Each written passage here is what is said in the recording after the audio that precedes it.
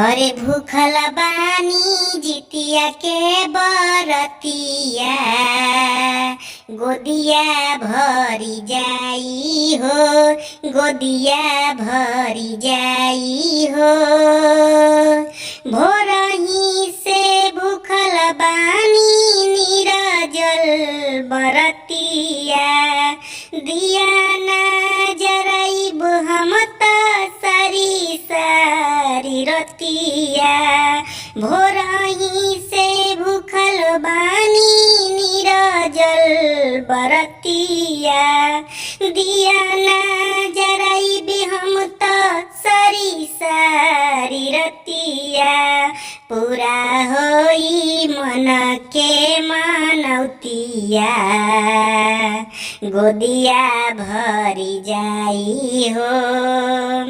लालना के बिना लोगवा कहेला बझनिया, सासुआ ननदिया नाम धैली डैनिया।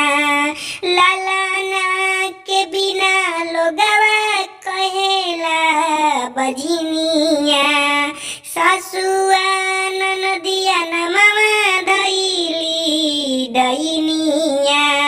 भरल बानी बबुआला भखौतिया, गोदिया भरी जाई हो। अरे भूखल बानी राजा जी जिउतिया, गोदिया भरी जाई हो, गोदिया भरी जाई हो।